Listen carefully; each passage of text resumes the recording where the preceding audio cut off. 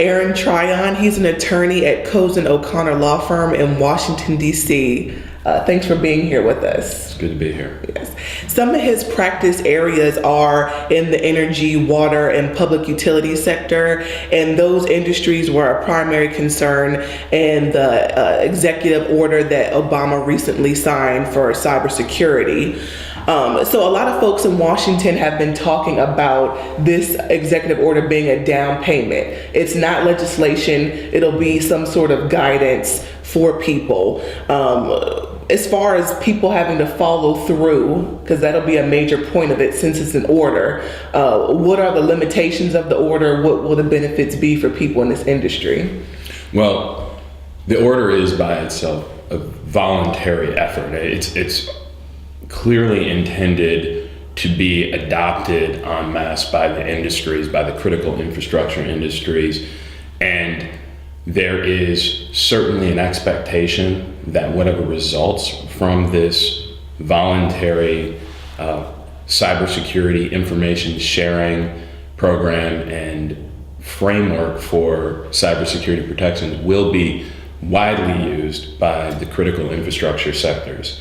But as you mentioned, it is not an effort that can be forced upon the industries, the critical infrastructure industries.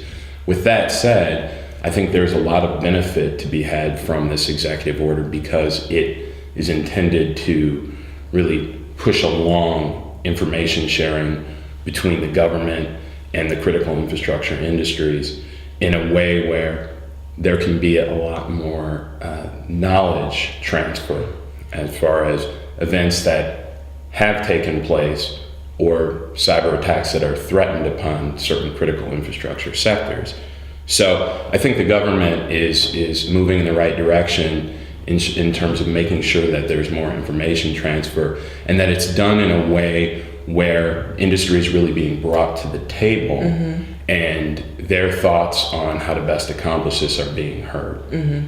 What are the dangers? People are concerned in the industry about privacy. What is the issue with the information sharing going both ways between public and private sector? Well, the day, pretty much immediately after the executive order was issued, CISPA was reintroduced in Congress in the same form as it had been in previous Congress.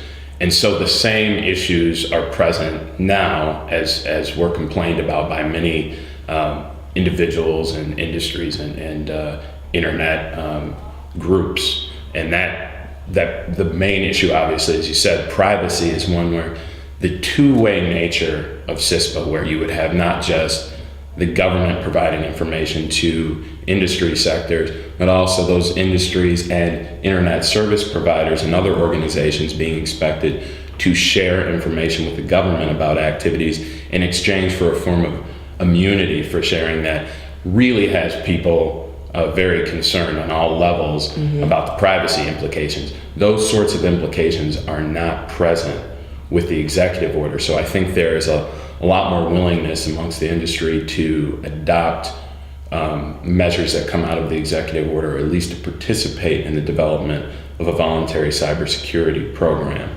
CISPA in its current form is seeming to draw a lot more scrutiny even than it did in its last introduction, where you have now some companies that had voiced support for it, large companies that were very important to its passage, now showing their reluctance to be supportive. So I think CISPA, at least as it was introduced, there's an uphill battle there towards passage. So that only heightens the importance of the executive order if the desire of the federal government is to make sure that there is a much more robust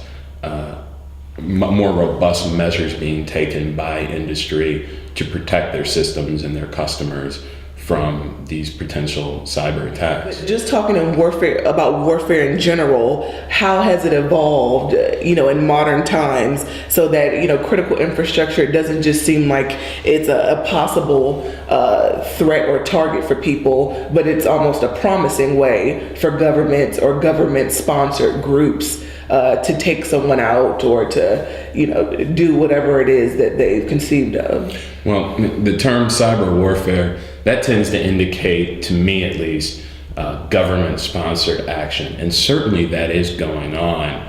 But in a way, the internet, I see it as kind of in a Wild West state of existence now, where you have not only government-sponsored actions that can be very dangerous and could affect critical infrastructure in a very negative way, but also action outside of state-sponsored activities, individuals or rogue groups. We know for a fact that there have been a number of attacks that may be sponsored by organizations outside of state action.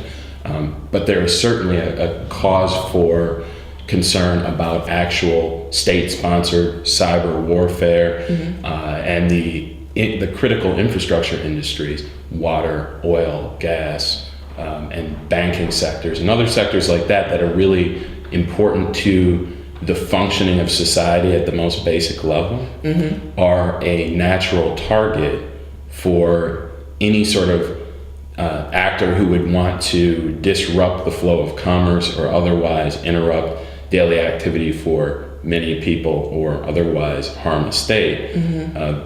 Generally, if you look at modern warfare, the first opportunity to take out power structure, water structure, interrupt the basic functioning building blocks of society, that is where military commanders are looking at in terms of disrupting those activities. So it's natural that anyone who would be attempting to engage in what you would call cyber warfare would be looking at those kinds of targets. A lot of these discussions on cybersecurity in Washington being very urgent, lawmakers are even taking actions so that the public and the private sector is more aware of what the real threats are.